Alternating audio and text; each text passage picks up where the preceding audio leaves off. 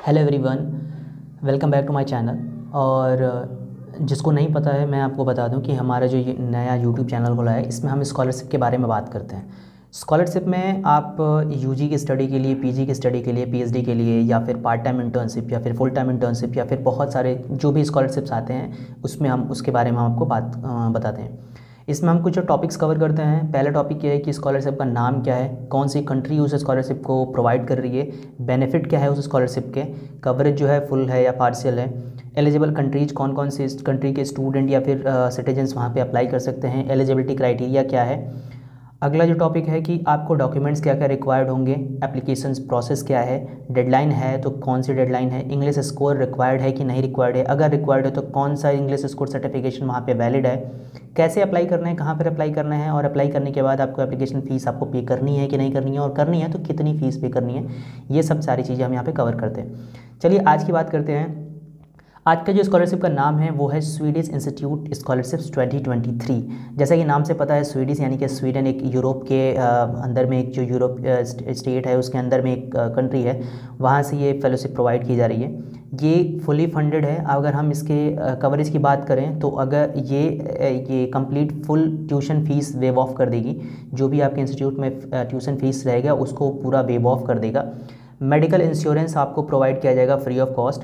और एसईके में जो वहाँ की जो करेंसी है एसईके, उसमें 10,000 मंथली स्टाइपेंड मिलेगा आपको वहाँ पे लिविंग अलाउंस के रूप में। आप 10,000 एसईके कन्वर्ट करेंगे तो अराउंड आपका 78,187 रुपीज़, यानी कि ऑलमोस्ट 80,000 के रुपीज़ इंडियन करेंसी में अगर मैं बात करूँ तो ये आपको वहाँ से प्रोवाइड होगा। और ऑलमोस्ट इतना ही 80,000 आपको एयरफेयर ट्रैवल करने के लिए आपको प्रोवाइड किया जाएगा। और एक आपको जो एलुमनाई नेटवर्क होता है हर स्टेट का, हर कंट्री का, हर इंस्टीट्यूट का एक्चुअली अगर मैं कहूँ तो उस एलुमनाई नेटवर्क में आपको आफ्टर ग्रेजुएशन या पीएचडी या फिर पोस्ट ग्रेजुएशन आपको उसमें पार्टिसिपेट करा दिया जाएगा। अपॉर्चुनिटी टू वर्क, और ये बाकी जो होता है कि कल्चर वहाँ का आपको सीखने का मौका मिलेगा, बाकी सारी चीज़ें एक्सप्लोर करने का मौका मिलेंगे, ये सारे आपके एलिजिबल कंट्रीज़ की अगर मैं बात करूँ तो जो भी आपकी स्क्रीन पर यहाँ पर जितने भी कंट्री के नाम दिखाई दे रहे हैं, आप एक बार पॉज करके आप इसको देख सकते हो कि अगर इन कंट्री से आप बिलोंग करते हो देन आपको अप्लाई करना चाहिए। एलिजिबिलिटी क्राइटेरिया की अगर मैं बात करूँ तो सबसे पहले की चीज़ को ये है कि आप इन्हीं कंट्री जो मैंने पिछले साइड में दिखाया है आप इन कंट्रीज से बिलोंग करते हो। दूसरा कि आप किसी स्वीडिश इंस्टीट्यूट, किसी यूनिवर्सिटी में आप पहले से एनरोल हो, ठीक है, ताकि आप मास्टर डिग्री में एनरोल हो कम से कम एटलीस्ट। आपने 3,000 आवर्स का वर्क एक्सपीरियंस आपने अचीव कर रखा हो, और इसके सर्टिफिकेट भी आपको अपने जिस यूनिवर्सिटी से या फिर जिस इंडस्ट्री से आपने किया होगा उसका सर्टिफिकेट आपको लगेगा। और आप मेंटली एंड फिजिकली फिट होने चाहिए। ये सारी चीज़ें एलिजिबिलिटी क्राइटेरिया होंगी।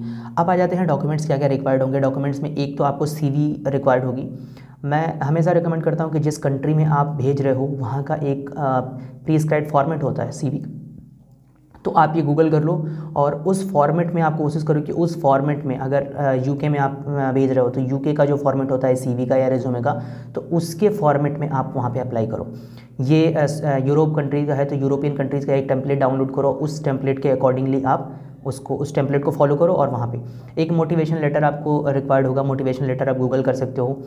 रेफरेंस लेटर अपने कॉलेज से या फिर अपने किसी कंपनी के साथ आपने काम किया हो अगर इन बिटवीन आपने कॉलेज के बाद, तो किसी भी एक रेफरेंस लेटर वहाँ से ले सकते हो, लेकिन मिनिमम 2 रेफरेंस लेटर रिक्वायर्ड होते हैं। पासपोर्ट आपके पास होना ही चाहिए ऑफ कोर्स। और प्रूफ ऑफ लेटेस्ट जो आपने 3,000 वर्क एक्सपीरियंस, मैंने जो पिछले बार स्लाइड में बताया है उसका 3,000 वर्क एक्सपीरियंस आपने किया है उसका एक सर्टिफिकेट होना चाहिए आपके पास। अप्लाई कैसे करना है? अप्लाई करने के जो डेडलाइन है वो मैं बता दूं कि हर यूनिवर्सिटीज़ का अलग अलग डेडलाइन है, लेकिन आपका जो एक कॉमन जो डेडलाइन है वो 10th फेब के बाद आप अप्लाई कर सकते हो। 28th फेब तक आप स्वीडिश इंस्टीट्यूट स्कॉलरशिप के लिए अप्लाई कर सकते हो। और बाकियों का तो 17 अक्टूबर से ही चल रहा है, 16 जनवरी तक उसकी लास्ट है। लेकिन अगर मैं बात करूँ पर्टिकुलर स्वीडिश इंस्टीट्यूट स्कॉलरशिप की, तो इसका जो डेडलाइन है 10 फरवरी को ओपन होगी, वहाँ पे आप एनरोल कर सकते हो। और 28 फेब तक आप एनरोल करके आप अपना प्रोसेस कंप्लीट कर देना।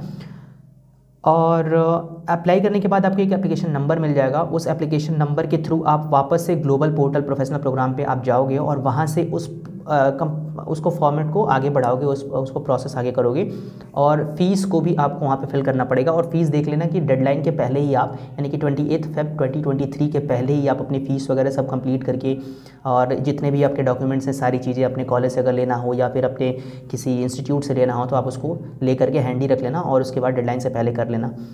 और कोशिश करना कि कोई भी गलती ना हो, क्योंकि इसमें आपको दोबारा से चेंजेस करने का ऑप्शन नहीं मिलेगा। एक बार आपने एप्लीकेशन भर दिया तो आपको 30 मार्च 2023 तक सक्सेसफुल कंप्लीशन का, एप्लीकेशन का कंप्लीशन का आपको एक मेल आ जाएगा। और अगर आप अप्लाई करने के बाद आपको स्कॉलरशिप प्रोवाइड की जाती है, फेलोशिप आपको ग्रांट होता है, तो आपका जो मार्च और अप्रैल के बीच में आपका एक ईमेल के थ्रू कंफर्मेशन आ जाएगा। ठीक है, डेडलाइन जो मैंने बता दिया कि 28 Feb के पहले ही आपको अपने सारे काम कर लेने हैं। और जो इंग्लिश लैंग्वेज सर्टिफिकेशन रिक्वायर्ड नहीं है, इंग्लिश लैंग्वेज की कोई इंपॉर्टेंस नहीं है, लेकिन अगर आपके पास है टॉयफल या फिर आइल्स कोई आपने दिया हुआ हो तो ज़रूर उसमें आप उसकी सर्टिफिकेट को लगा सकते हो। इस वेबसाइट पे चले जाओ, डिस्क्रिप्शन में भी हमने ये वेबसाइट डाला हुआ है, लेकिन अगर आपके पास डायरेक्टली आप कैमरा ओपन करके और स्कैन कर सकते हो, इस QR को स्कैन कर सकते हो और डायरेक्टली आप वेबसाइट पे चले जाओगे, आप एक पूरा जो भी मैंने डॉक्यूमेंट्स बताया आप उसको रख लो। Application fees, yes application fees है, लेकिन एप्लीकेशन फ़ीस डिफरेंट कोर्सेज़ के लिए डिफरेंट हैं। तो आप एक बार जिस कोर्स के लिए अप्लाई कर रहे हो हर कोर्स में फ़ीस है, कोई भी ऐसा कोर्स नहीं है इसमें कि जिसमें फ़ीस नहीं होगी एप्लीकेशन फ़ीस। तो जिस कोर्स के अप्लाई कर रहे हो हर कोर्स के लिए फ़ीस अलग अलग है, हर कंट्री के लिए फ़ीस अलग अलग है। तो आप लोग एक बार वहाँ से विज़िट करने के बाद एप्लीकेशन फ़ीस वहाँ से चेक कर सकते हो।